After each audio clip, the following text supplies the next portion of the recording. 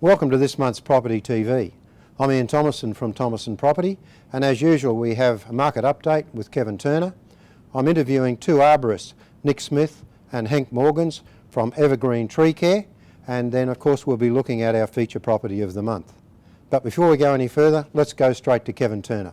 Thanks, Kevin.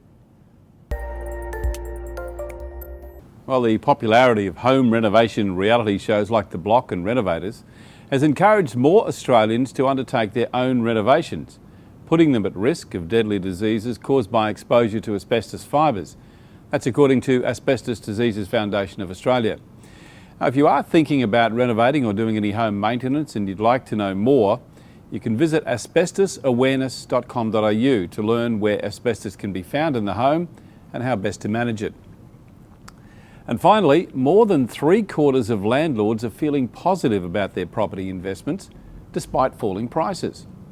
A new report by research group BDRC Jones Donald says 77% of investors are positive about their real estate investment, and 1 in 5 plan to buy another property within the next 12 to 18 months.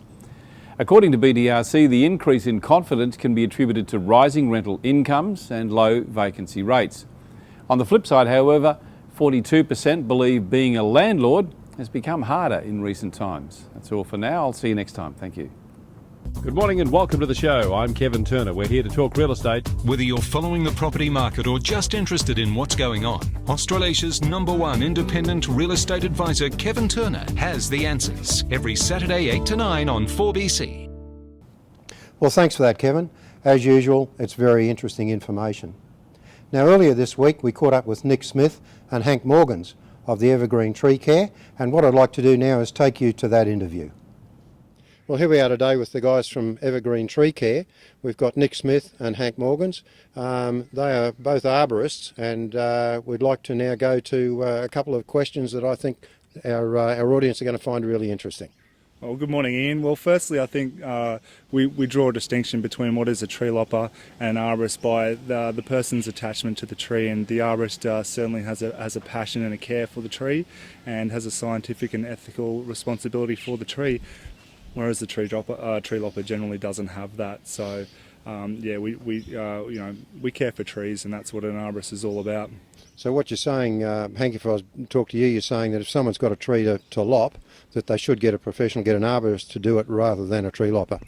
Pretty much, there's no real situation that a tree should be lopped. It brings into a whole lot of structural problems and liability for insurance as well. So, you should always prune a tree or remove it. That's your two options. Okay, well, this time of year we're in an interesting time where we've got these severe storms that have been coming through, and we're all watching the news and seeing branches through houses, etc. So what would you recommend that people do to minimise damage? I think correct assessment and observing tree behaviour is a good thing.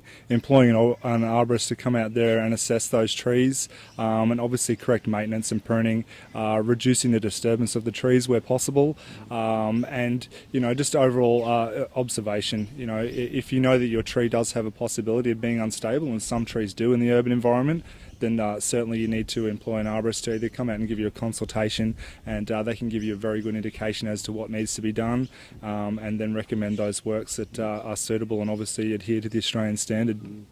Hank, one of the things that, or comments that I've heard from people when we talk about looking after trees and maybe pruning them, is people are scared that they're going to have someone come in, hack their tree, and come back and find that 70% of it's gone. It's looking really ugly, and of course you can't glue branches back on. What's your comment to that?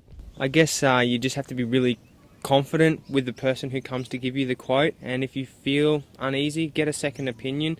But generally a qualified arborist will apply to the Australian standards, and you'll find that generally the tree won't change in aesthetical value. It'll just change in structural, minimising the dangerous or dead wood or diseased and redundant growth through the tree. So we're just going through and making it reduce the hazard through the canopy of the tree. Okay, well, there's another topic that I'd really like to talk to you about, and that's the issue of trees overhanging boundaries and the problems associated with dealing with those issues, and that's something that we come across quite regularly.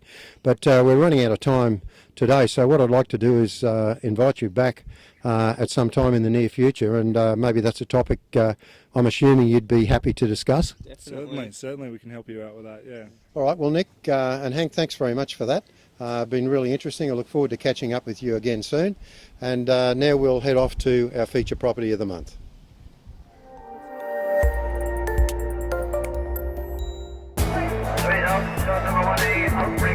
I'm Ian Thomason from Thomason Property, and today we're at number 33 Raceview Avenue, Hendra. This is a fantastic location. This property actually backs onto the Doomben Racecourse, and right in front of this house, or at the back of this house from the balcony, you can see the start right opposite the starting gates.